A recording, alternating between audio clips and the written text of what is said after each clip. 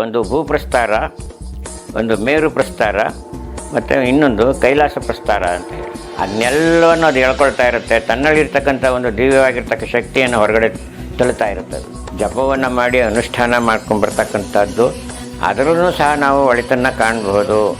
ಅದನ್ನು ಗೃಹಸ್ಥರು ಪೂಜೆ ಮಾಡ್ಬೋದೇ ಹೊರತು ಬೀಜಾಕ್ಷರ ಇರ್ತಕ್ಕಂತಹ ಈ ಶ್ರೀಚಕ್ರವನ್ನು ಅಂತರ್ಯಾಗದಲ್ಲಿ ಮಾಡೋದು ಒಂದೇ, ಬಹಿರ್ಯಾಗದಲ್ಲಿ ಮಾಡೋದು ಒಂದೇ. ಇದು ನಮಗೆ ಭೂಪ್ರಸ್ತಾರದ ರೀತಿಯಲ್ಲಿ ಕಾಣಿಸುತ್ತೆ.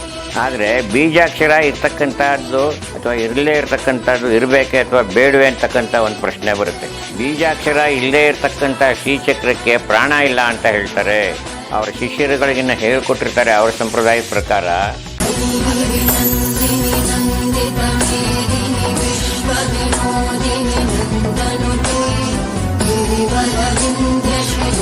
ಈ ರೀತಿಯಾಗಿರ್ತಕ್ಕಂಥದ್ದು ಸಹಸ್ರಾರ ಚಕ್ರವನ್ನು ಭೂಪರಿ ಚಕ್ರ ಜೊತೆಗೆ ಸಾಮ್ಯತೆ ಮಾಡಿದಾಗ ಈ ವಿಚಾರದಲ್ಲಿ ಏನಪ್ಪ ಆಗುತ್ತೆ ಅಂದರೆ ಕೌಲಾಚಾರ ಮತ್ತು ಸಮಯಾಚಾರ ಅಂದರೆ ವಾಮಾಚಾರ ಅಥವಾ ಮತ್ತು ದಕ್ಷಿಣಾಚಾರದಲ್ಲಿ ಎರಡು ಭೇದಗಳಿದೆ. ಷಟ್ಚಕ್ರಗಳು ಅಂದರೆ 6 ಚಕ್ರಗಳಿಗೂ ಶ್ರೀಚಕ್ರದಲ್ಲಿರ್ತಕ್ಕಂಥ ಆವರಣಗಳಿಗೂ ಸಹ ಹೊಂದಾವಣಿಕೆ ಇರೋದರಿಂದ ಈ ಮಾನವನ ದೇಹ ಒಂದು ಶ್ರೀಚಕ್ರ ಅಂತಲೇ ಅಂತ ಹೇಳಿದ್ರು. ಏಕೆಂದರೆ ಈ ವಾಮಾಚಾರದಲ್ಲೂ ಸಹ ಮತ್ತು ಸದಾಚಾರದಲ್ಲೂ ಸಹ ಅಂದರೆ ಸಮಯಾಚಾರದಲ್ಲೂ ಸಹ ಹೊಂದಾವಣಿಕೆ ಇರೋದರಿಂದ ಈ ಶ್ರೀಚಕ್ರದಲ್ಲಿ ಬರ್ತಕ್ಕಂಥದ್ದು ಚಕ್ರಗಳು ನಮ್ಮ ದೇಹದಲ್ಲಿರ್ತಕ್ಕಂತಹ ಈ 6 ಚಕ್ರಗಳಿಗೂ ಹೊಂದಾವಣಿಕೆ ಇರೋದರಿಂದ ಅದನ್ನು ನಮ್ಮ ದೇಹನೇ ಒಂದು ಶ್ರೀಚಕ್ರ ಅಂತ ಹೇಳಿದ್ರು. ಈ ತ್ರಿಕೋಣ ಅಂತ ಹೇಳಿದ್ರೆ ಮಸ್ತಕ ಅಂದರೆ ತಲೆ ಶಿರೋಭಾಗ ಇದೆ ನೋಡಿ ಮೇಲ್ಗಡೆಯಲ್ಲಿ, ಅದರಲ್ಲಿ ಇನ್ನೊಂದು ಆಧಾರ ಚಕ್ರದಲ್ಲಿದೆ ಅಂತಲೂ ಹೇಳ್ತಾರೆ. ಇದನ್ನು ಕೌಲಾಚಾರ ಸಮಯಾಚಾರ ಅಂತಲೂ ಬೇರೆಯಾಗಿ ಗುರುತಿಸಿದ್ದಾರೆ ಅಂತ ಹೇಳಿ ನಾವು ಗುರುತಿಸ್ಬೇಕನ್ನು. ಕೌಲಾಚಾರ ಮತ್ತು ಸಮಯಾಚಾರ ಅಂತ ಹೇಳಿ ನಾವು ಗುರುತಿಸ್ಕೊಳ್ಬೇಕು. ಇದರಲ್ಲಿ ಮತ್ತೆ ಬೀಜಾಕ್ಷರಗಳು ಬರುತ್ತೆ. ಬೀಜಾಕ್ಷರಗಳು ಅಂದರೆ ಭೂಪ್ರಸ್ತಾರದಲ್ಲಿ ಬರ್ತಕ್ಕಂಥದ್ದು. ಈ ಭೂಪ್ರಸ್ತಾರ ಅಂತ ಹೇಳಿದ್ರೆ ನಾವು ಈ ಶ್ರೀಚಕ್ರವನ್ನು ಇದನ್ನು ನೋಡಿದ್ರೆ ಇದು ಮಹಾಮೇರು ಅಂತ ಹೇಳ್ತೀವಿ, ಮಹಾಮೇರು ಶ್ರೀಯಂತ್ರ ಅಂತ ಹೇಳ್ತೀವಿ. ಅದನ್ನೇ ನಾವು ಈ ಮೇಲಿಂದ ನೋಡಿದ್ರೆ ಈ ರೀತಿಯಾಗಿ ಇದರಿಂದ ನೋಡಿದ್ರೆ ಇದು ನಮಗೆ ಭೂಪ್ರಸ್ತಾರದ ರೀತಿಯಲ್ಲಿ ಕಾಣಿಸುತ್ತೆ. ಭೂಪ್ರಸ್ತಾರ ಅಂತ ಹೇಳಿದ್ರೆ ಒಂದು ಫ್ಲ್ಯಾಟಾಗಿ ತಟ್ಟೆ ಆಕಾರದಲ್ಲಿ ಕಾಣಿಸ್ತಕ್ಕಂಥದ್ದು. ಇಲ್ಲಿ ಶ್ರೀಚಕ್ರ ಅನ್ನೋದು ಕೇವಲ ಈ ಶ್ರೀಚಕ್ರ ಅಂತ ನಾವು ಮೇಲಿಂದ ನೋಡಿದ್ರೆ ಏನಪ್ಪ ಆಗುತ್ತೆ ಅಂದರೆ ಬರೀ ರೇಖಾಚಿತ್ರವಾಗಿ ನಮಗೆ ಕಾಣಿಸುತ್ತೆ, ಬರೀ ಗೀರುಗಳು ಕಾಣಿಸುತ್ತೆ, ಗೀರುಗಳಲ್ಲಿರ್ತಕ್ಕಂಥದ್ದು. ಇದರಲ್ಲಿ ದೇವತೆಗಳ ಹೆಸರು, ಮಂತ್ರ ಅಥವಾ ಬೀಜಾಕ್ಷರಗಳು ಯಾವುದೂ ಸಹ ಇರೋದಿಲ್ಲ. ಆದರೆ ಬೀಜಾಕ್ಷರ ಇರ್ತಕ್ಕಂಥದ್ದು ಅಥವಾ ಇರಲೇ ಇರ್ತಕ್ಕಂಥದ್ದು ಇರಬೇಕೆ ಅಥವಾ ಬೇಡವೆ ಅಂತಕ್ಕಂಥ ಒಂದು ಪ್ರಶ್ನೆ ಬರುತ್ತೆ.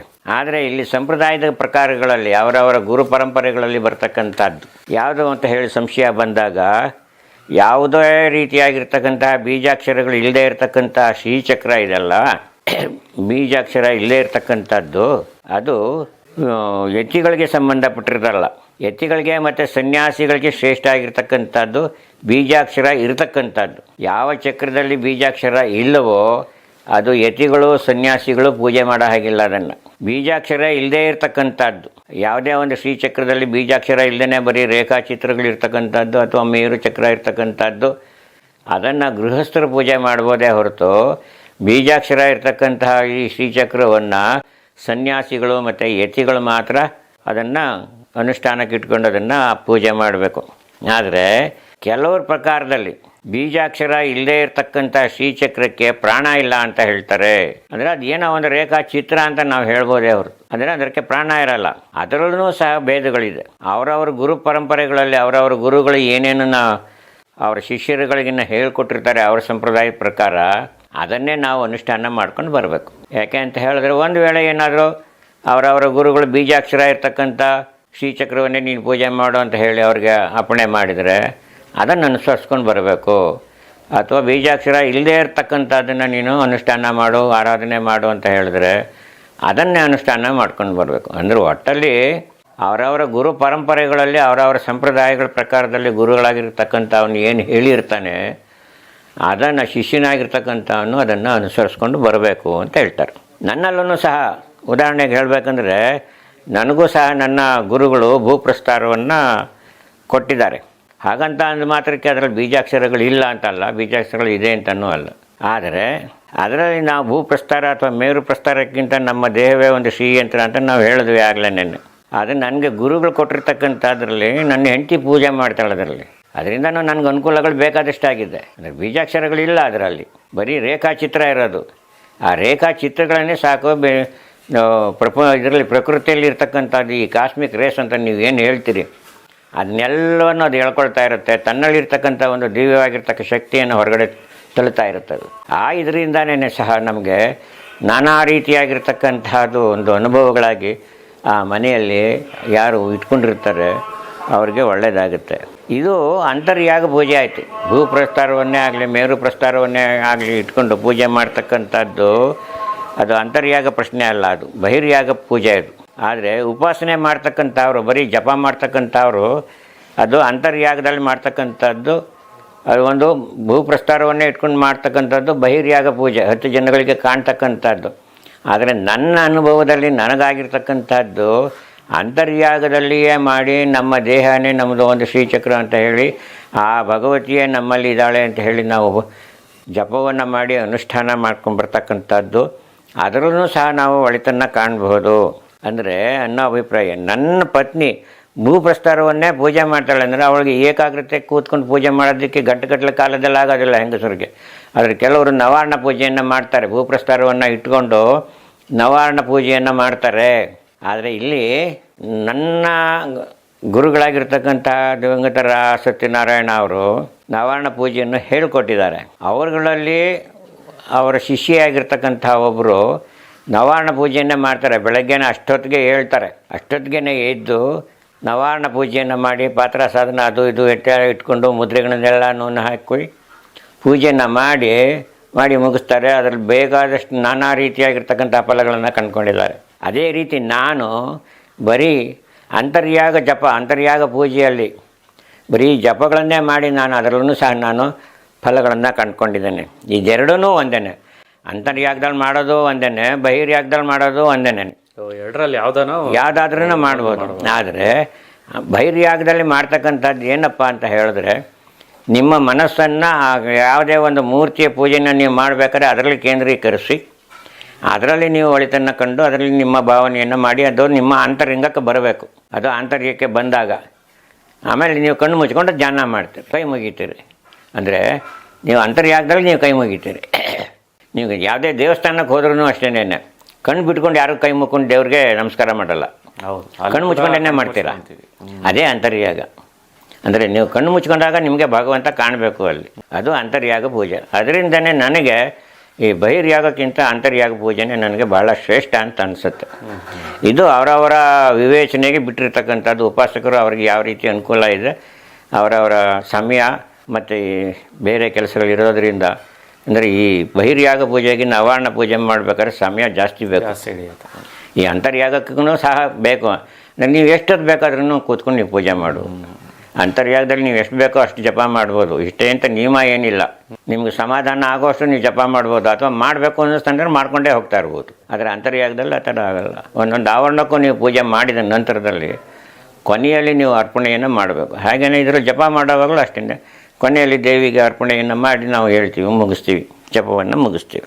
ಮತ್ತು ಈ ಶ್ರೀಚಕ್ರದಲ್ಲಿ 2 ರೀತಿಯಾಗಿರ್ತಕ್ಕಂಥ ಪ್ರಕಾರಗಳಿದೆ. ಪ್ರಕಾರಗಳು ಅಂತ ಹೇಳಿದ್ರೆ ವಿಧಗಳಿದೆ. ಒಂದು ಭೂಪ್ರಸ್ತಾರ, ಒಂದು ಮೇರು ಪ್ರಸ್ತಾರ, ಮತ್ತು ಇನ್ನೊಂದು ಕೈಲಾಸ ಪ್ರಸ್ತಾರ ಅಂತ ಹೇಳಿ. ಭೂಪ್ರಸ್ತಾರ ಅಂತಕ್ಕಂಥದ್ದಲ್ಲಿ ವಿಶಿನ್ಯಾದಿ ದೇವತೆಗಳಿಗೆ ಅನುಸಂಧಾನ ಮಾಡಿದ್ದಾರೆ ಈ ಭೂಪ್ರಸ್ತಾರದಲ್ಲಿ. ಮತ್ತು ಮೇರು ಪ್ರಸ್ಥಾನದಲ್ಲಿ ಷೋಡಶಿಯರು ನಿತ್ಯರು ಅವರನ್ನು ಅನುಸಂಧಾನ ಮಾಡಿರ್ತಾರೆ. ಮತ್ತು ಕೈಲಾಸ ಪ್ರಸ್ತಾರದಲ್ಲಿ ಮಾತೃಗಳನ್ನು ಅನುಸಂಧಾನ ಮಾಡಿರ್ತಾರೆ, ಮಾತೃಕೆಯರನ್ನು ಅನುಸಂಧಾನ ಮಾಡಿರ್ತಕ್ಕಂಥದ್ದು. ಈ ರೀತಿಯಾಗಿರ್ತಕ್ಕಂಥದ್ದು ಈ ಸನತ್ ಕುಮಾರ್ ಸಂಹಿತೆಯಲ್ಲಿ 16 ನಿತ್ಯರು ಇಬ್ಬಿಬ್ಬರಾಗಿ ವಶಿನ್ಯಾದಿ ದೇವತೆಗಳ ಜೊತೆಯಲ್ಲಿ 8 ಕೋನದಲ್ಲಿರ್ತಕ್ಕಂಥ 8 ಕೋನದಲ್ಲಿ ವಶಿನ್ಯಾದಿ ದೇವತೆಗಳು ಇರ್ತಾರೆ. ಅಂದರೆ ಅದರಲ್ಲಿ ಯೋಗಿನಿಯರು 12, ಒಟ್ಟು 20 ದಶಾರ ಯುಗ್ಮದಲ್ಲಿ ಇರ್ತಾರೆ. ಈ ರೀತಿಯಾಗಿ 8 ವರ್ಗಗಳು ಅಂತ ಹೇಳಿದ್ರೆ ಅಕ್ಷರಗಳು ಅಂದರೆ ಬೀಜಾಕ್ಷರಗಳು ಆ ಕ ಚ ಟ ತ ಪ ಯ ಶ. ಈ 8 ವಶಿನ್ಯಾದಿ ದೇವತೆಗಳು ಮತ್ತು 16 ನಿತ್ಯ ದೇವತೆಯರು ಮತ್ತು 12 ಯೋಗಿನಿಯರು, ಒಟ್ಟು 44 ಜನರಾಗ್ತಾರೆ ಇವರು. ಈ 44 ಜನರಲ್ಲಿ ಮಹಾ ತ್ರಿಪುರ ಸುಂದರಿ ಅವಳು ಬಿಂದುನಲ್ಲಿದ್ದರೆ ಉಳಿದ 43 ಜನ 43 ಕೋನಗಳಲ್ಲಿ ಇರ್ತಾರೆ. ಈ ತ್ರಿಪುರ ಸುಂದರಿ ಮಧ್ಯದಲ್ಲಿರ್ತಕ್ಕಂಥದ್ದು. ಇವರಲ್ಲಿ 43 ಜನ ನಾವು ಒಂದೊಂದು ಕೋನದಲ್ಲಿ 43 ಕೋನಗಳಲ್ಲಿ ಇರ್ತಾರೆ. ಅಂದರೆ ಶ್ರೀಚಕ್ರದಲ್ಲಿ ಒಟ್ಟು 45 ಕೋನಗಳು. ಆದರೆ ಭೂಮಿ ಮೇಲೆ ನಾವು ಮೇಲಿಂದ ನೋಡಿದಾಗ ಬರೆದಾಗ ನಮಗೆ ಕಾಣಿಸ್ತಕ್ಕಂಥದ್ದು ಅಷ್ಟಕೋನದಲ್ಲಿರ್ತಕ್ಕಂಥದ್ದು 2 ಕೋನಗಳು. ಮತ್ತು ಅಂತರ್ದಶ ಮತ್ತು ಅಂತರ್ಭಾವ ಆಗುತ್ತೆ, ಅಂದರೆ ಕೋನಗಳು ಕಾಣಿಸೋದಿಲ್ಲ. ಆದ್ದರಿಂದ 43 ಕೋನಗಳೇ ನಮಗೆ ಕಾಣಿಸೋದು. 44 45 ಕೋನಗಳು ಕಾಣಿಸೋದೇ ಇಲ್ಲ.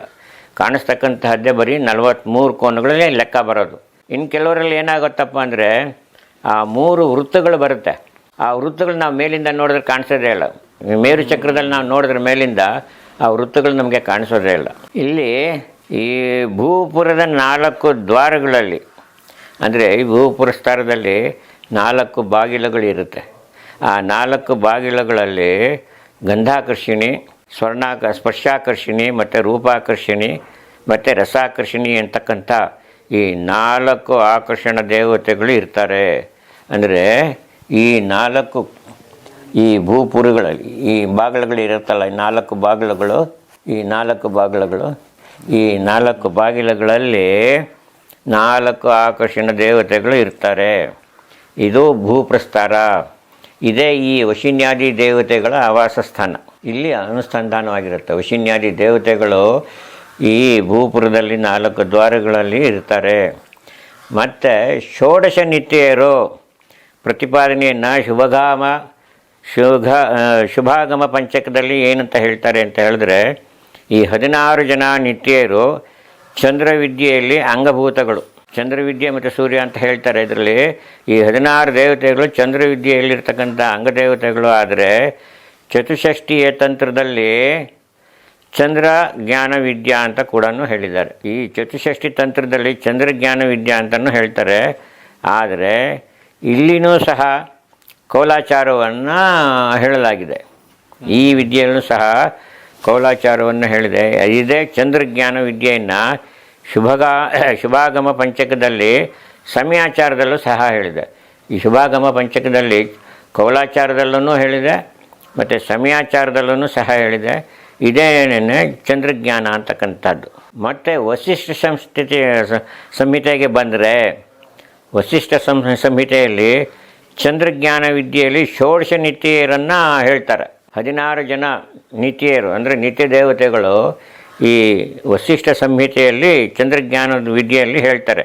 ಈ 16 ನಿತ್ಯರು ಯಾರಪ್ಪ ಇರ್ತಾರೆ ಅಂತ ಹೇಳಿದ್ರೆ, ಒಂದನೇದು ಮಹಾತ್ರಿಪುರ ಸುಂದರಿ, ಮೊದಲನೇದು.